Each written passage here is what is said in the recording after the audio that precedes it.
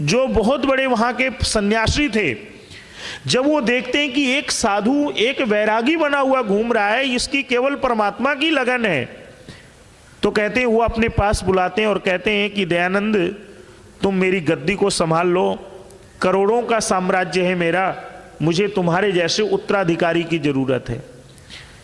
उस समय ऋषिवर देव दयानंद बड़े सुंदर शब्द कहते हैं, स्वामी जी, मेरे पिता के पास भी अकूत संपत्ति थी, मैं उसको त्याग करके आया हूं, मुझे आपकी संपत्ति से कोई लेना देना नहीं है।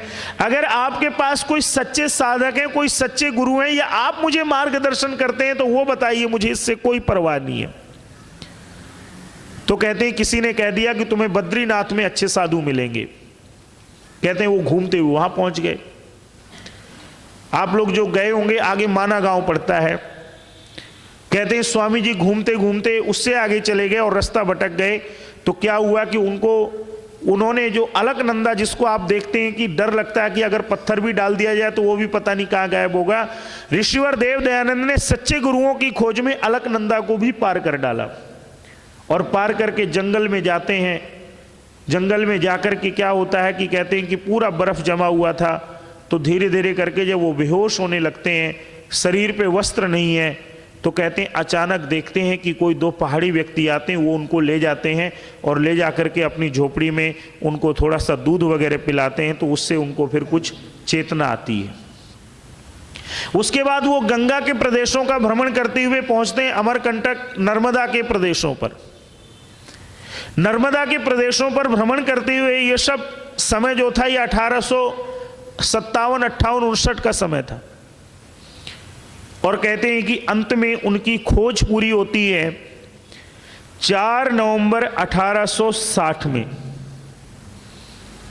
कहते हैं 4 नवंबर 1860 में वो गुरु विरजानंद जी की कुटिया में पहुंचते हैं,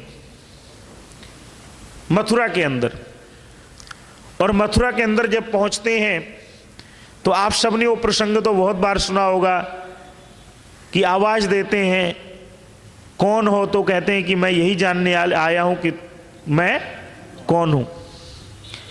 लेकिन सबसे जो प्रमुख बात है, सबसे प्रमुख बात यह है कि कहते हैं कि क्या हुआ कि जिस समय स्वामी दयानंद उनके यहां पहुंचते हैं, तो कहते हैं, गुरु विरजानंद कहते हैं कि देखो भाई, तुमने क्या क्या पढ़ा हुआ है? तो कहते हैं, वो बताते हैं कि मैंने ये पढ़ा हुआ है, ध्यान दीजिएगा आप, मैं ये जानता हूं। तो गुरु विरजानंद कहते हैं जो जो तुमने पढ़ा है इसको एक तो भूल जाओ, और जो जो ये पुस्तकें तुम लेके आओ इन सबको यमुना में जाके प्रवाहित कर दो, फिर मेरे पास आओ। एक शिष्य की बात देखिए कि वो व्यक्ति एक सेकंड नहीं लगाता, कहता है कि जी गुरुजी मैं अभी ये काम करके आता हूं। आप कल्पना कीजिए कि मैं आपके पास अगर आऊं, या आप मेरे पास गुरु के रूप में आए, या किसी अन्य के पास जाएं, तो आपका क्या होता है कि गुरुजी मुझे ये चीजें आती हैं, ये चीजों की कमी आप सिखा दीजिए। लेकिन वारे गुरुवर दयानंद, तूने अपने अहंकार को तुरंत ही जाकर के यमुना में ही प्रवाहित कराया और सारा कुछ समाप्त कराया, और एक नए जीवन को लेकर फिर गुरु के चरणों में आ गया। लेकिन अब अगली समस्या थी जो कि हम आर्य समाजी याद नहीं करते हैं। अगली समस्या थी गुरुवर देव दयानंद के भोजन की। गुरु विरजानंद कहते हैं कि देखो तुम सन्यासी हो, और सन्यासी लोग जो है भोजन के लिए इधर उधर जाते हैं, तो तुम्हारे विद्या में बाधा आएगी, इसलिए तुम अपने पहले कहीं भोजन की व्यवस्था कर लो, फिर मैं तुमको पढ़ाऊंगा। लेकिन हम सब भूल जाते हैं, हमें याद है महाराणा प्रताप को धन देने वाले भामाशाह की, लेकिन अमरलाल जोशी को भूल जाते हैं। जिस अमरलाल जोशी ने, एक वहां के बहुत बड़े ज्योतिषी थे मथुरा के अमरलाल जोशी। आप जानते हैं कि उस समय मथुरा जो है ये ग्वालियर जो राज्य था उसके अंतर्गत आता था, और वहां पर सिंधिया राजघराने का शासन था। लेकिन कहते हैं जब अमरलाल जोशी जी को पता चला कि एक साधु, एक नौजवान विद्या प्राप्त करने के लिए आया है, लेकिन उसके भोजन की व्यवस्था कहीं नहीं हो पा रही है।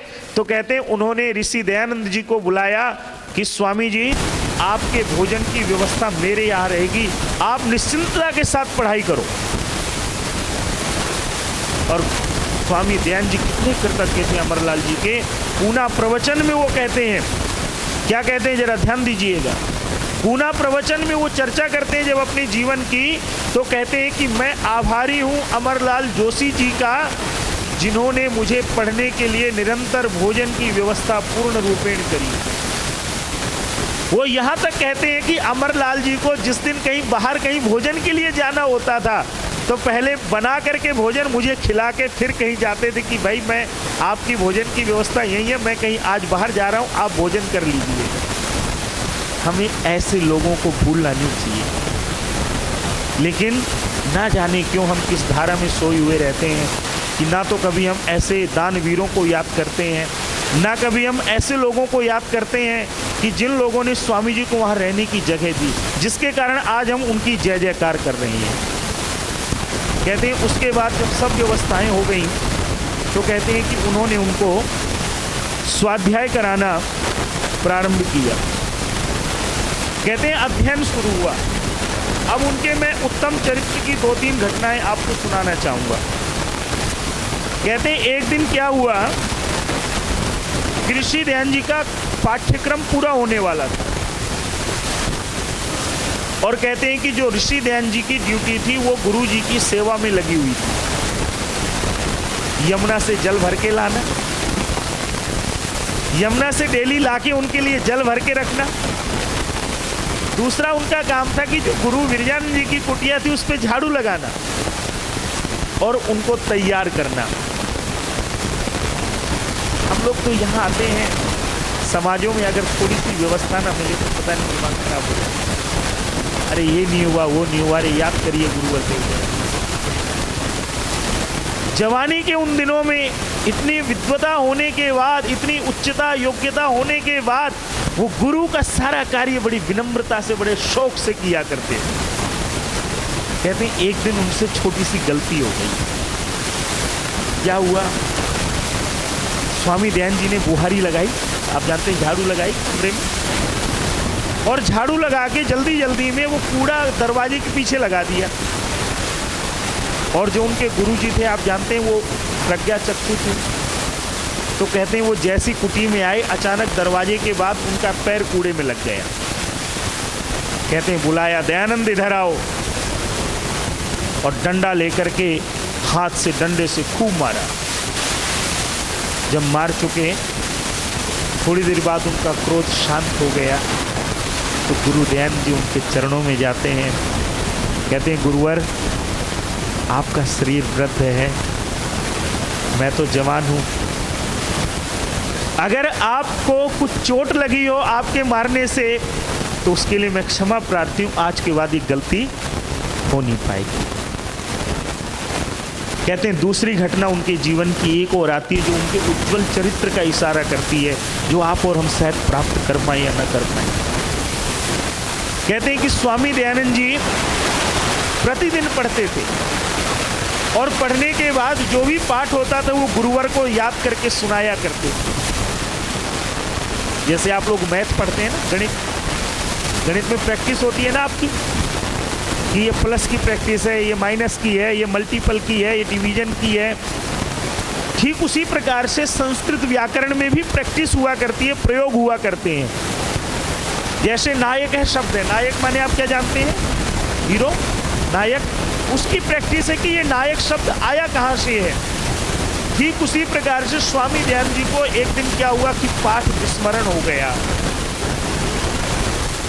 गुरु विरजानंद जी ने क्रोध में कहा कि अगर तुम्हें पाठ याद ना आए तो यमुना में जाके डूब जाना, लेकिन मेरे पास मत आना। लेकिन स्वामी दयानंद जी को वो शब्द बड़े चुभे और गए, वो एकांत में बैठे रहे। बैठ करके समाधि लगाते हैं, योग में जाते हैं, प्रभु का ध्यान करते हैं और अपने आप को पिछली कक्षा में ले जाते हैं। वो गुरुवर ने क्या क्या पढ़ाया था और पाठ याद हो जाता, फिर आके गुरु के चरणों में निवेदन करते हैं, गुरु जी पाठ याद हो गया। तीसरी विद्यार्थी जीवन की जो घटना थी, जिसके कारण स्वामी विरजानंद जी को विश्वास हो गया था कि अगर उनकी नीतियों को, उनकी शिक्षाओं को कोई प्रचार प्रसार कर सकता है तो केवल और केवल दयानंद ही कर सकता है। तीसरी घटना ये थी, सच्ची घटना है ये, कोई उपन्यास की घटना नहीं है ये। तीसरी घटना ये है कि स्वामी दयानंद जी का नियम था कि वो विद्यार्थी जीवन में प्रतिदिन यमुना किनारे एकांत में बैठ के प्रभु का ध्यान किया। आप जानते हैं 7 फुट का सन्यासी था वो, अच्छी कद काठी थी, अच्छी पर्सनैलिटी थी। एक दिन ध्यान में बैठे हुए हैं तो अचानक एक महिला ने उनके कर्मों को हाथ लगा आशीर्वाद के लिए। अचानक उनकी आंख खुली और उन्होंने कहा, माते आपको मुझे स्पर्श नहीं करना। कहते हैं उनसे क्षमा मांगते हैं और कहते हैं 3 दिन तक गुरु की कुटिया से गायब रहते हैं। कहां जाते हैं वो? कहते हैं बिल्कुल एकांत में चले जाते हैं। 3 दिन तक ना भोजन किया, ना 3 दिन तक किसी से बात करी, एकदम 3 दिनों तक समाधिस्थ होकर के, उस समय यदि कोई उनके अंदर विकार आ गए थे, उस विकार के प्रायश्चित किया, और जब प्रायश्चित पूर्ण हो गया फिर गुरु की कुटिया में आते हैं। और गुरुवर विरजानंद पूछते हैं तुम कहाँ थे 3 दिन? जब वो सारी घटना सुनते हैं तो उस गुरु का हृदय गदगद हो जाता है कि वास्तव में यही मेरा जो है मेरे ज्ञान का उद्धार करेगा। और कहते हैं अब क्या बारी आती है? बाबूजी समय बता दीजिएगा आप। कहते हैं अब बारी आती है गुरु दक्षिणा की। आप जानते हैं कि गुरु विरजानंद जी को लौंग बड़े प्रिय थे। कहते हैं कि अमरलाल जोशी जी, जिनके यहाँ वो भोजन करने जाते थे, उनको उन्होंने निवेदन किया कि अब मेरा जाने का समय आ गया है, मेरा अध्ययन पूर्ण हो गया है, मुझे गुरुवर को देने के लिए कुछ नहीं है। तो कहते हैं अमरलाल जोशी उनके लिए जो उनकी प्रिय वस्तु लौंग थी उसका प्रबंध करते हैं, और स्वामी दयानंद उस लौंग को लेकर के उनके चरणों में जाते हैं।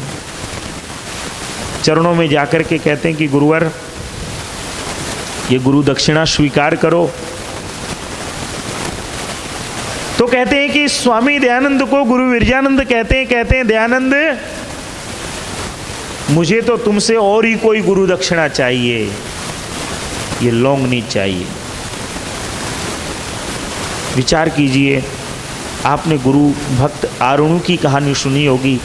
जब हम छोटे से थे हम पढ़ते थे कि एक गुरु है, रात्रि में बारिश हो रही है और बारिश होने पर उसने शिष्यों को भेजा, लेकिन वो बंधा बंद नहीं रहा है, लेकिन आरुणि खुद वहाँ जाकर के लेट जाता है। हमने उस दधीची की कहानी सुनी है जो कि देवों को जिताने के लिए कहते हैं देवता कि आपके हमें इन अस्थियों की आवश्यकता है, इससे हम शस्त्र बना के असुरों को पराजित कर सकते हैं। हमने राजा हरिश्चंद्र का त्याग सुना है कि वो अपने कर्तव्य के लिए शमशान घाट में भी रहते हैं, लेकिन वारे गुरुवर दयानंद तू तो शायद इनसे भी आगे निकल गया। तूने 1 मिनट नहीं लगाया, 1 सेकंड नहीं लगाया और कह दिया गुरुवर ये जीवन आपके लिए समर्पित है, जो आप आदेश करें वही होगा। 2 शब्दों का प्रयोग करके अपनी बात को मैं आगे ले चलूंगा।